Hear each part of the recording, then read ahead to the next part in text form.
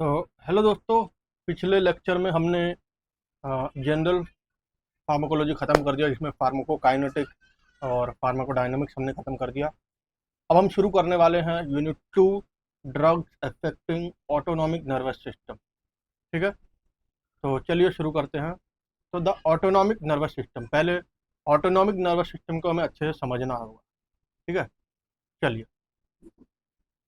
The autonomic nervous system, इसको हम ANS भी बोलते हैं। The autonomic nervous system along with the endocrine system, यानी कि ऑटोनॉमिक नर्वस सिस्टम और एंडोक्राइन सिस्टम ये दोनों आपस में मिलकर क्या करते हैं, coordinates the regulation and integration of bodily function.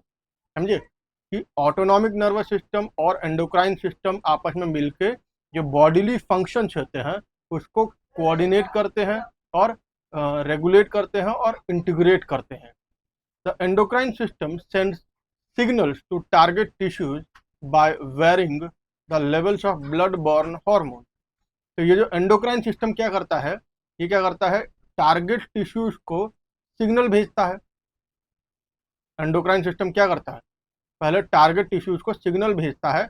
कैसे सिग्नल भेजता है, वो ब्लड में जो हार्मोन्स का जो लेवल है उसको कम ज़्यादा करता है, उसको चेंज करके ब्लड में जो हार्मोन्स है उसको चेंज करके टारगेट टिश्यू को वो सिग्नल भेजता है। Bye contrast the nervous system exert effect by the rapid transmission of electrical impulses over nerve fibers that terminate at effector cells, which specifically respond to the release of neuromediator substances। ठीक है, इसका क्या था कि जो nervous system है वो क्या करते हैं, exert effect by the rapid transmission of electrical impulse। तो नर्वस सिस्टम, तो ये जो था एंडोक्राइन सिस्टम, ये कैसे टारगेट टिश्यूज को सिग्नल भेजता है, by varying the levels of blood borne hormone. लेकिन जो नर्वस सिस्टम है वो क्या करता है, इलेक्ट्रिकल इम्पल्स का ट्रांसमिशन करता है। समझे, यानी कि वो इलेक्ट्रिकल इम्पल्स को भेजता है, किसके द्वारा, नर्व फाइबर्स के द्वारा। समझे, नर्व फाइबर्स के अंदर वो इलेक्ट्रिकल इम्पल्स का ट्रांसमिशन करता है। और ये जो नर्व फाइबर्स होते हैं ये कहाँ पे खत्म होते हैं, इफेक्टर सेल्स पे। इफेक्टर सेल्स मतलब जहां पर जिन सेल्स में इफेक्ट होगा।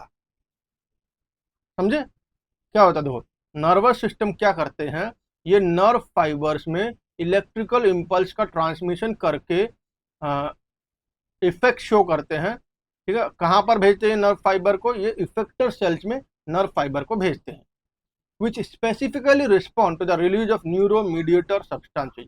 और फिर ये इफेक्टर सेल्स क्या करते हैं, ये न्यूरोमीडिएटर सब्सटेंस रिलीज करते हैं। समझे, न्यूरोमीडिएटर सब्सटेंस को ये रिलीज करते हैं।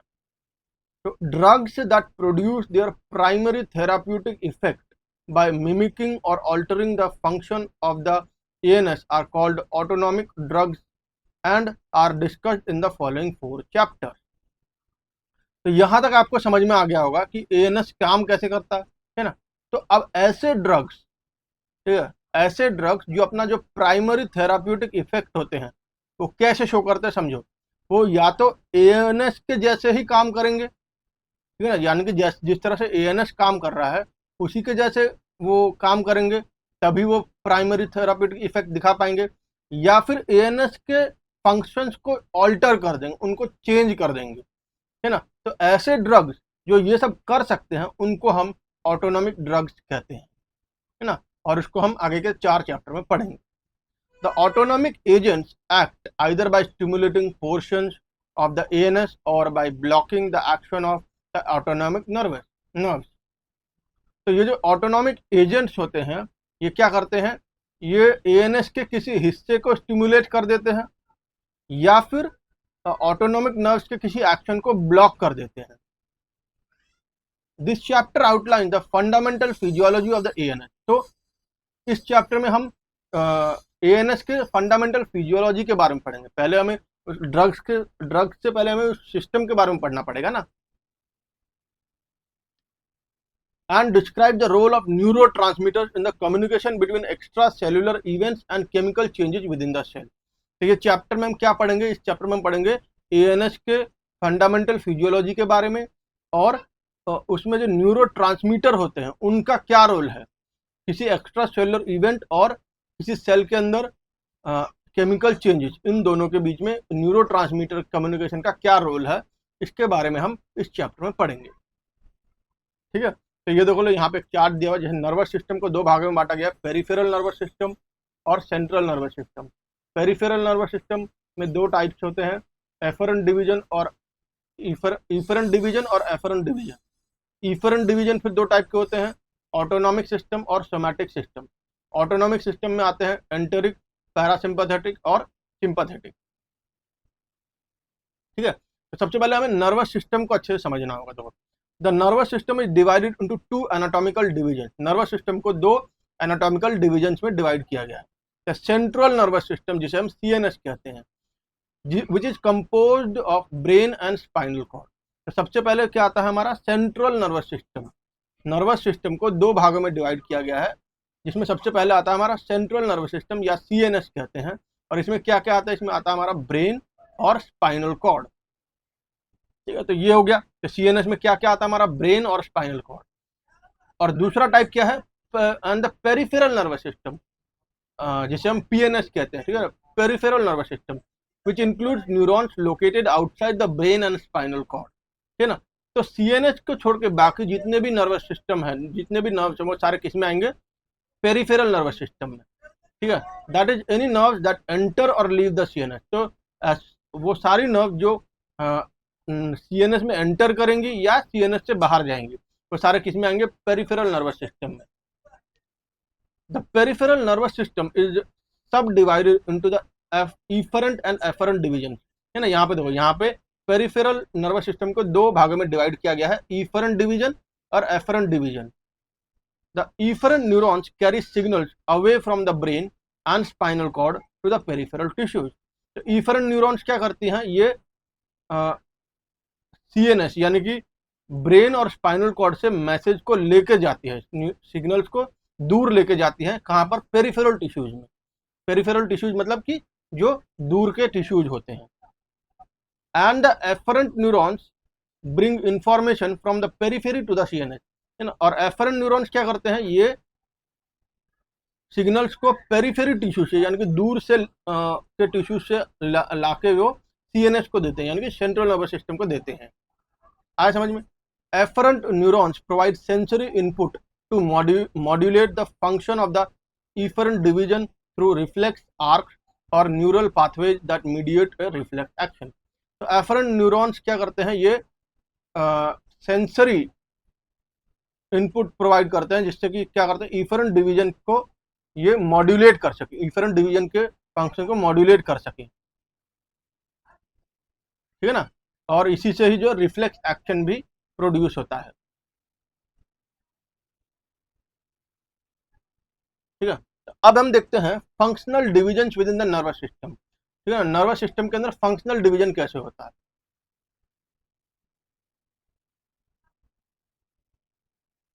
The efferent portion of the peripheral nervous system is further divided into two major functional subdivisions, the somatic nervous system and the ANS.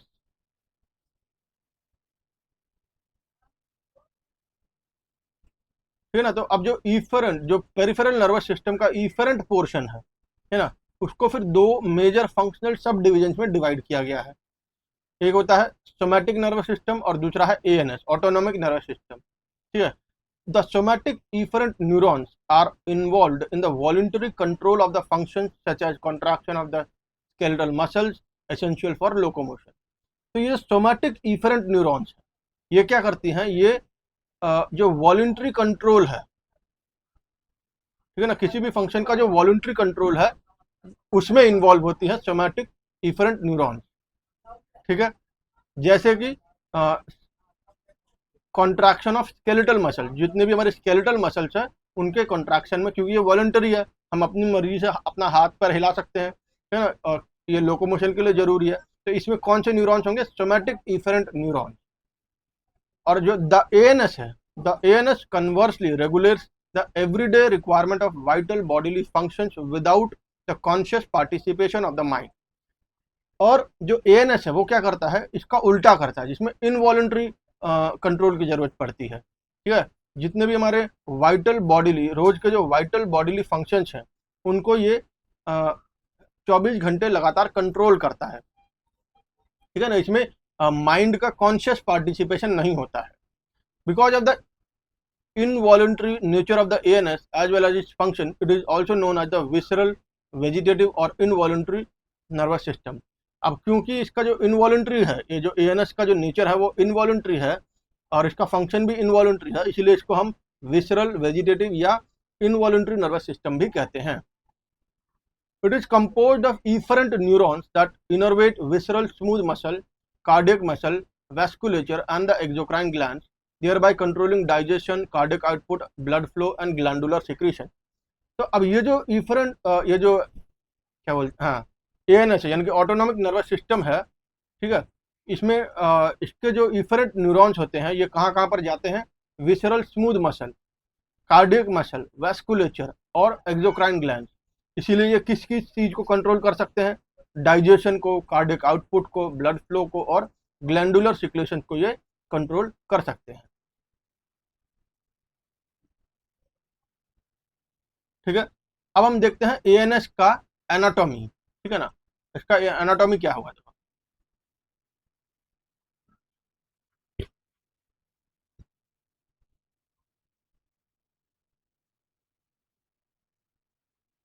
तो एएनएस में तीन टाइप आते हैं, एंटेरिक, पैरासिम्पैथेटिक और सिंपैथेटिक। अब इसके बारे में हम पढ़ेंगे। ठीक है, देखो सबसे पहले आता है इफरेंट न्यूरॉन्स एएनएस में।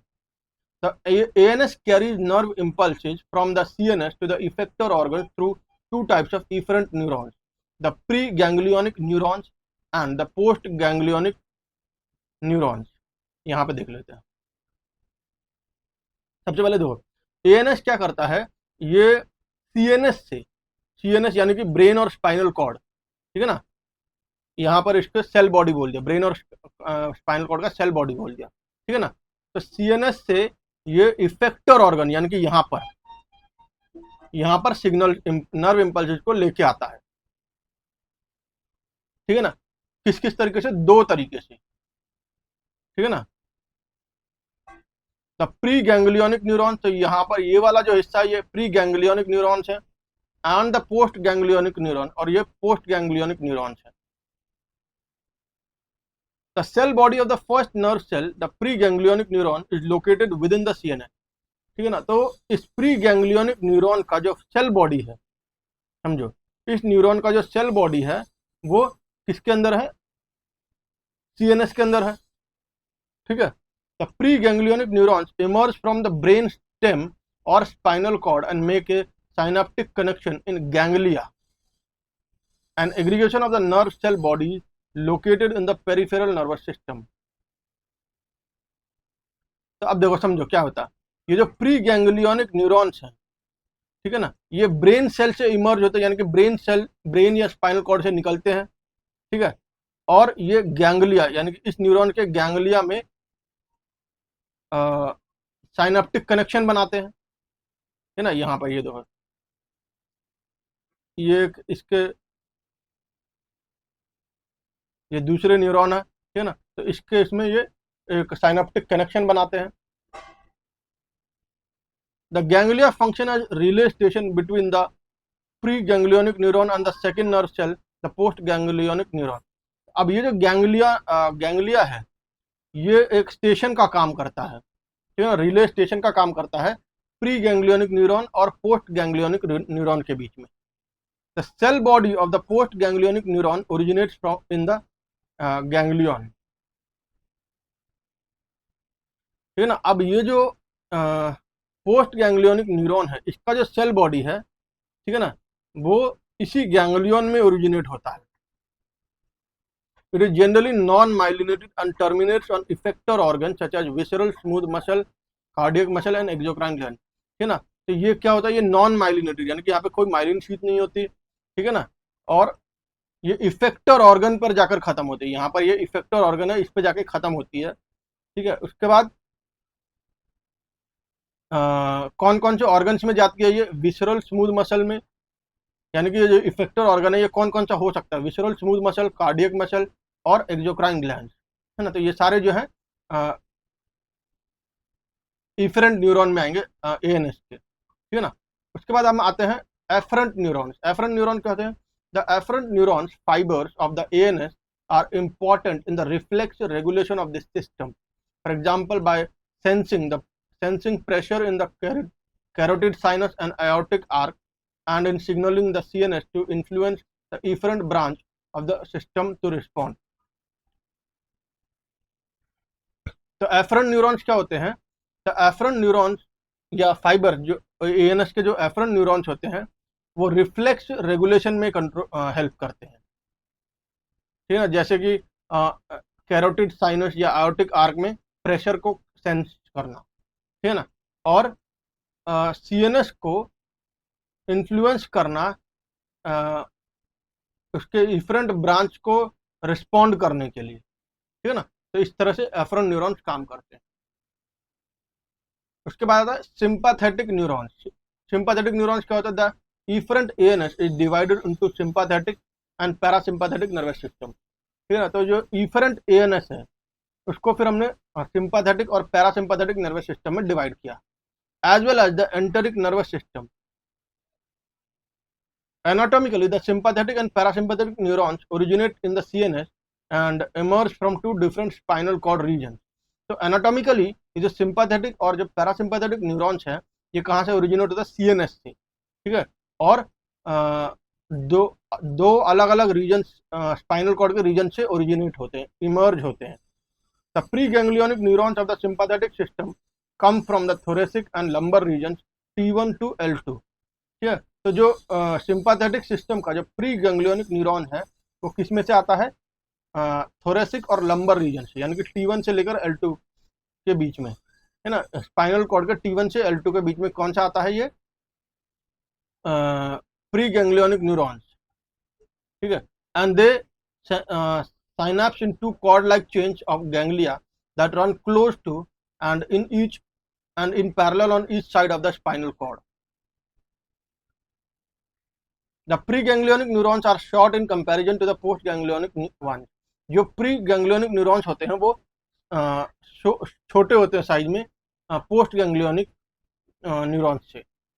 Axons of the postganglionic neuron extend from the ganglia to tissues, they innervate and regulate, ठीक है ना। जो पोस्ट गैंग्लियोनिक न्यूरॉन्स के जो एक्सॉन्स होते हैं वो गैंग्लिया से निकल के टिश्यूज में जाते हैं।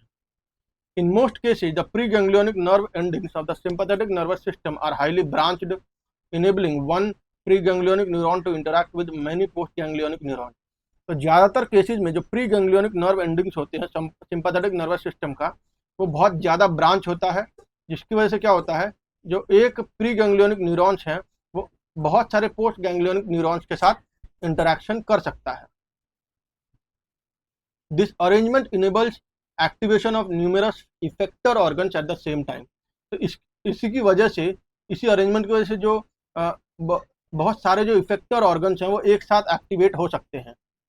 Note, the adrenal medulla, like the sympathetic ganglia, receives preganglionic fibers from the sympathetic system.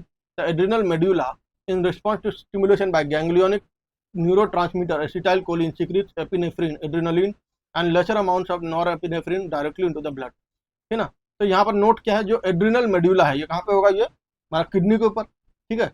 तो सिंपैथेटिक गैंग्लिया की तरह ही ये सिंपैथेटिक सिस्टम से प्री गैंग्लियोनिक फाइबर्स को रिसीव करता है, और ये जो एड्रिनल मेड्यूला है ये जो गैंग्लियोनिक न्यूरोट्रांसमीटर एसिटाइलकोलिन है इसके रिस्पॉन्स में क्या सिक्रीट करता है? एपिनेफ्रीन, यानी कि एड्रिनलिन, और थोड़े अमाउंट में नॉर एपिनेफ्रीन भी रिलीज करता है ब्लड में डायरेक्ट, ठीक है।